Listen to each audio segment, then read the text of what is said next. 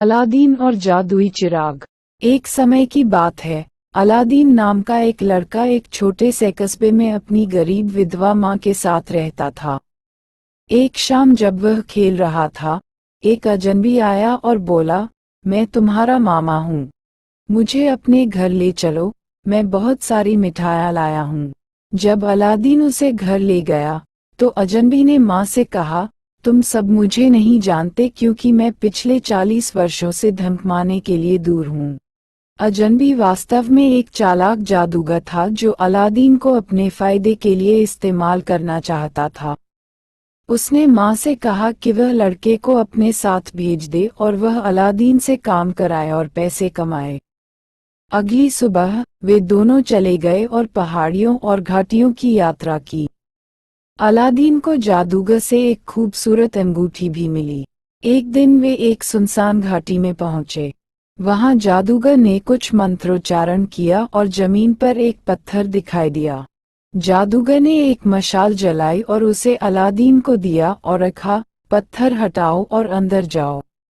तुम्हें गुफा में एक पुराना दिया मिलेगा, उसे मेरे लिए लाओ।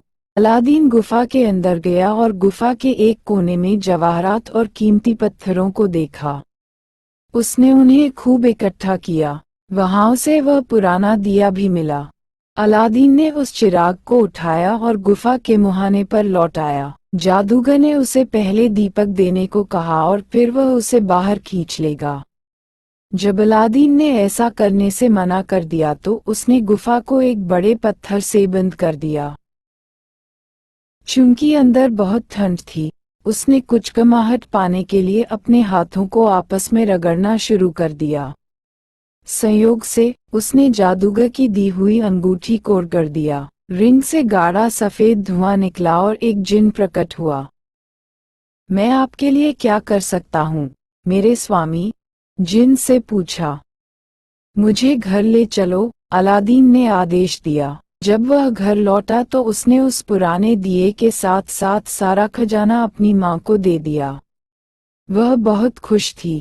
जैसे ही उसने दिए की गंदगी साफ करने के लिए उसे रगड़ा, दिए से गाढ़ा सफेद धुआं निकलने लगा और एक जिन्न प्रकट हुआ।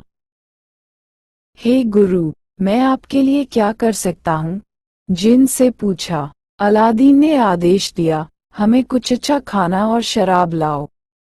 स्वादिष्ट भोजन और अच्छी शराब के साथ एक मेज रखी गई थी। अलादीन और उसकी माँ ने शाही दावत का आनंद लिया।